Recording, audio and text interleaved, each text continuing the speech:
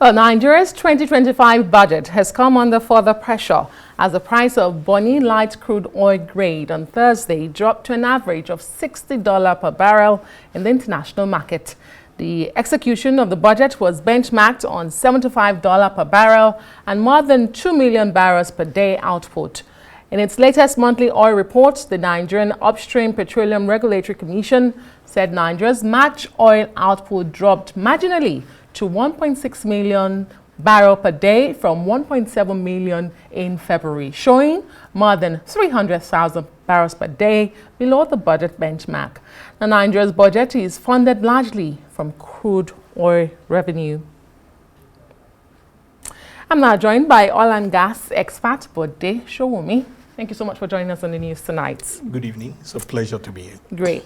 I mean, clearly there's a mismatch between budget assumptions and current realities when it comes to oil markets. True. What is in for Nigeria? Give it to us straight. What are we looking at here? Okay, so basically, in simple terms, it means that our capacity for income, at least with respect to oil and gas revenues, is going to dwindle, which means that we are going to have less than what is budgeted for. That is not totally strange. It is not an impossible situation. So you can look at it this way.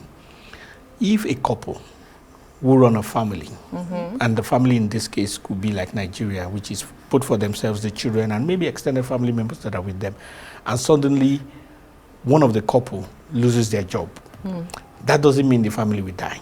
That doesn't mean, it just means that they will adjust, that they may adjust. There will be strain first. How they respond is another thing. Yes, so there will be strain. So when it comes to the response, that's the job for the people in budget office, the economists, the financial guys, in terms of how to adjust things, advising the president and ultimately the decision lying with him.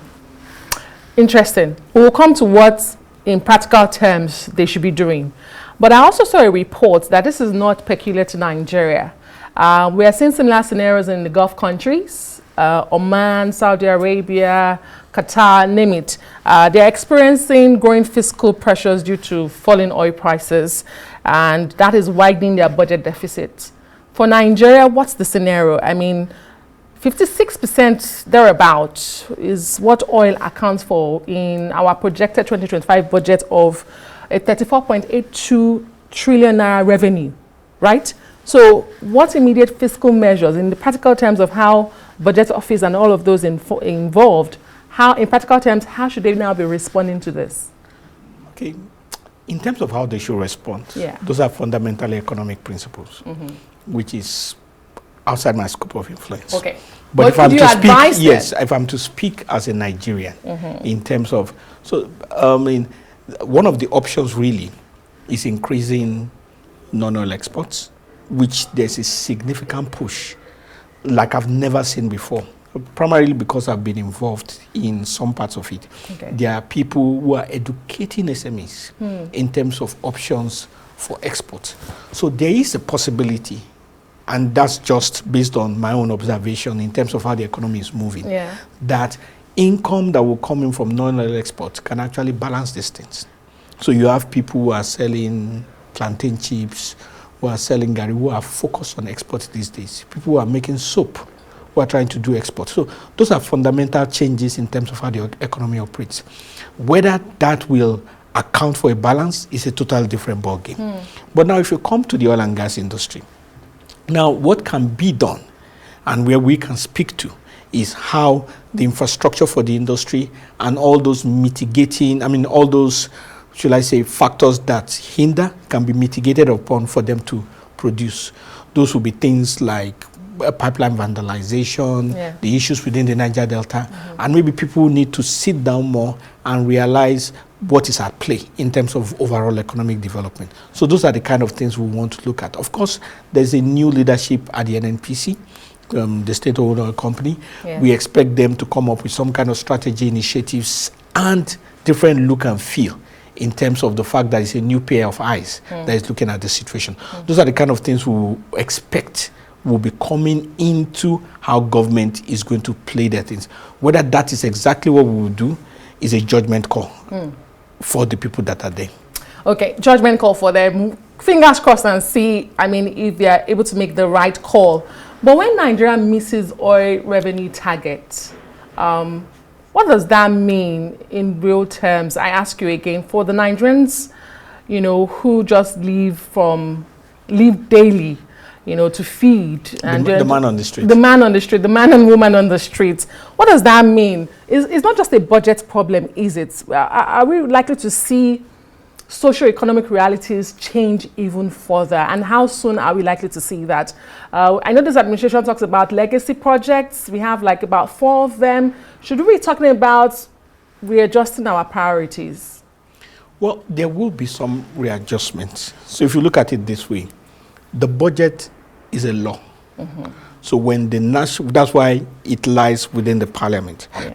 When the National Assembly passes it and it gets to the president and he signs, is a law. What it means is that every single expense in that budget is to be met, is to be spent. If it is not spent, it is actually an impeachable offense, technically. But if your income source does not meet the capacity for them to execute every aspect of the budget, then that's a totally different ballgame. Now, the issue here, which we'll be talking about, is the fact that which aspects of the budget will have to take a sit back. Suffer? Well, you could also use that word, suffer, while the rest are implemented, because that's just an issue of logic. Yeah. So, first of all, things like salaries are definitely not going to suffer. Certain priorities like they need to import drugs and all those kind of things are definitely not going to suffer. So is there a certainty for salaries? Because you know that FAC allocations come from the revenue we make. It goes to the governors who have been receiving in triple sums in recent times. But we still have Labour shouting at the top of their voices yesterday, May Day, saying we're not getting enough. So it's not doing enough. So in such situations, you need both parties to come to the table for you to know who is really saying the truth. Because I keep saying this, when people speak in public, they are not under any obligation. It's not like they swore an oath. Yeah. They are not under any obligation to say the truth. They are under obligation to say what will represent their own interest. But there are certain facts of the matter. There is greater income for the states, and their expenditure has not significantly increased, which means they have the capacity to meet those needs. Whether they meet those needs or wherever they have their priorities being focused on is something that needs to be explored more. But you get my point that even at excess, the workers are still complaining. And now that we have a problem with meeting our revenue because of oil prices deepening, can you really guarantee that salaries will not be a problem? It's the question I'm asking. Well, so the question will be, is the reduction in income sufficient enough to affect salaries? That will be the question. Right. Because the fact is that even if they increase by a factor of another 50%, those that will still not pay salaries will not pay salaries, and they will probably have excuses for that. So that has no way anywhere in being a determining factor. It can be an excuse, but it's not really a determining factor. Okay. So it is left for people to engage more constructively, to explore more in terms of real options, and then determine what should really be priority. But the oil and gas industry, the structure of the industry, the factors that are at play are not really going to turn around or upset the lives of everyone. Just like you said, we are looking at about 59, maybe 60%. Yeah. And out of that 60%, maybe there's a reduction of like 5 to 10% in terms of the overall income. So it's not like there's an earthquake. Okay.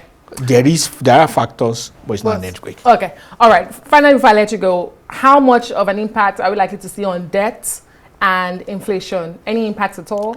It should. If we are to go by logic, we'll say if there was a reduction in 10%, there should be a reduction in 10% for the reduction in 10% for income. It should affect reduction in 10% for expenditure, which also includes debt billing and all that. But it doesn't necessarily work that way. Okay. That will be a decision in terms of how the budget office will run it, how the Ministry of Finance will run it, and what they consider priorities. in layman terms, it's time to cut your coat according to your material, isn't it? Exactly. Okay. As the English will say. As English will say. Thank you so much, Bode Sowunmi, oil and gas expert, for explaining to us what this means for us. We really appreciate your time. Thank you Have very a much. great weekend.